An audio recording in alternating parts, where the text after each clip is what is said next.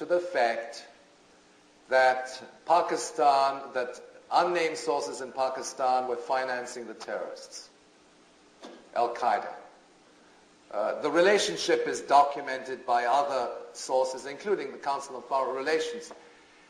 But then that statement by the FBI was then later confirmed that the money transfers which were sent out of Pakistan by the ISI had been ordered by the head of the agency,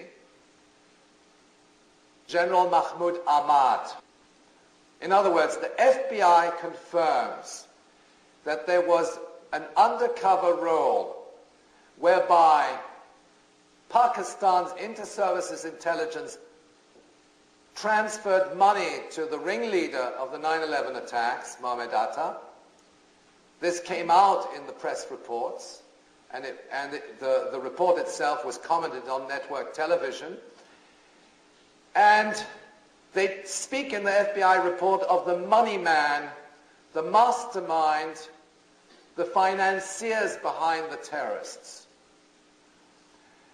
And in a subsequent report, the name of the head of Pakistan's inter-services intelligence is actually mentioned as him having given the order to transfer this money to the alleged terrorists of 9/11.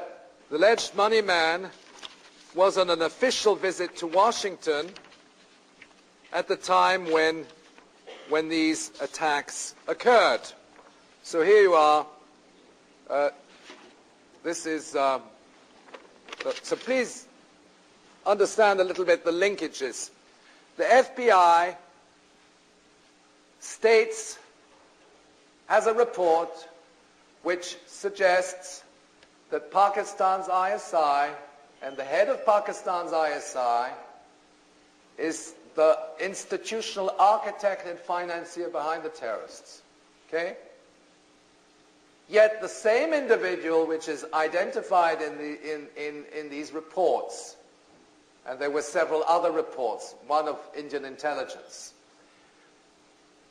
is on an official visit to Washington. In other words, the money man behind the terrorists, General Mahmoud Ahmad, which is head of Pakistan's inter-services intelligence, an organization which has continued to support terrorist organizations for the last 20 or 30 years, since the early 80s, is on an official visit to Washington from the 4th to the 13th of September. On the 9th of September, the leader of the Northern Alliance, General Shah Massoud, is assassinated.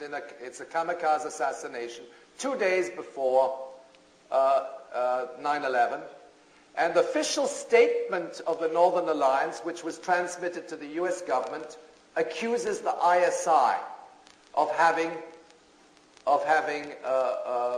instigated this assassination.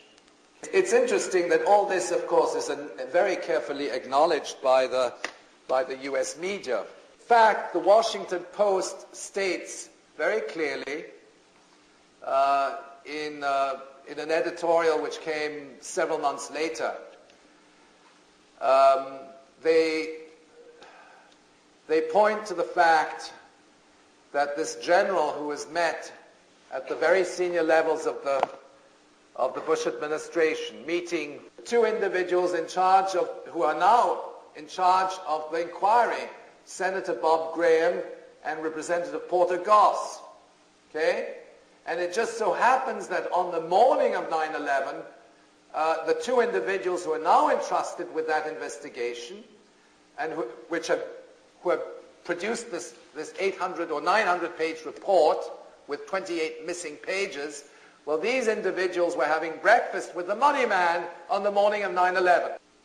The US media gives us the evidence that the ISI is behind it. The Council on Foreign Relations has documented it, but they don't connect the dots to the extent that they say, how come this money man is received red carpet treatment in Washington and meets virtually everybody in the Congress and the Bush administration and so on and so forth, and then on the morning of the 12th, well, actually on two successive meetings, the 12th and the 13th, he meets Colin Powell and Richard Armitage, and he's invited into the State Department on the 13th to discuss the terms of Pakistan's cooperation in the war on terrorism. Okay? So bear in mind, you have this money man behind 9/11 is invited into Colin Powell's office, and there they discuss how the money man can help in going after terrorists. It's a bit like asking Al Capone to help in going after organized crime.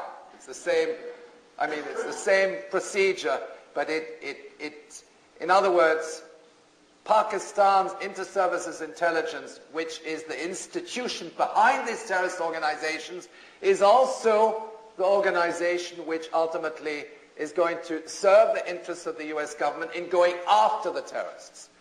And the conclusion one draws, apart from all the other evidence which has accumulated, the stand-down orders, the mystery surrounding the collapse of the World Trade Towers, the collapse of WTC 7, for instance, which is shrouded in mystery, the cover-ups, and so on and so forth. All of this suggests that, first of all, that the foreknowledge issue is a red herring. Okay, it's there to mislead people, because what it does is it says, oh yes, well, there were failures, intelligence lapses, etc. The FBI didn't do its job, or the CIA we didn't know, but we didn't know when they were going to hit us, etc. Of course, they knew. Okay, intelligence assets which collaborate with the U.S. intelligence apparatus are known to their sponsors. This is not an outside enemy, it is an inside enemy. Even if these groups have a certain degree of autonomy, they are instruments of U.S. foreign policy, the instruments of the U.S. military intelligence apparatus. On the 10th of September, Osama bin Laden was admitted to the military hospital in Rawalpindi, Pakistan. Now, anybody who's been to Rawalpindi knows that it's swarming with U.S. military advisors. Okay, the whole place it's the base of the Pakistani military and so on. And nobody of that stature, Osama bin Laden, would be able to enter into the hospital without some connections at the very senior levels of the military intelligence apparatus. And of course, you can always claim the reward. Okay?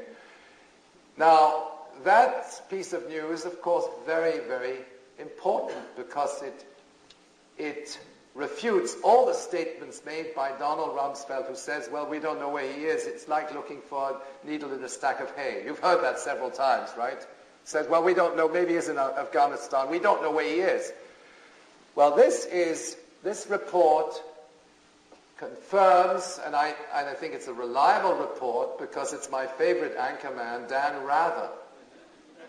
CBS News, reporting from Rawalpindi, Pakistan.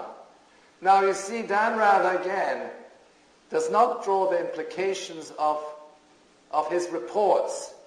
He goes to the hospital, interviews the people, sends back the images, and so on. We have the transcripts of this report, and he says here, Dan Rather, reporting from Rawalpindi, Osama was hospitalized on the 10th, and that was only 24 hours before the 9/11 attacks.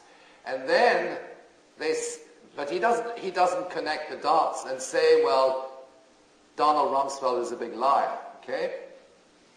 Because if Dan Rather says that he was there, either Dan Rather's a liar or Don Rumsfeld is a liar. Somebody is lying, okay? But if Osama was there one day before these attacks, we could have gone in and arrested him in his hospital bed in Rawalpindi, and this would have saved a lot of time and energy and so on and so forth. But obviously that was not part of the agenda which the US military intelligence establishment want to achieve. So what these what these incidents suggest is, in effect, that the whereabouts of Osama bin Laden, this mythical figure, are known to the intelligence community, have always been known. He could have been arrested on numerous occasions.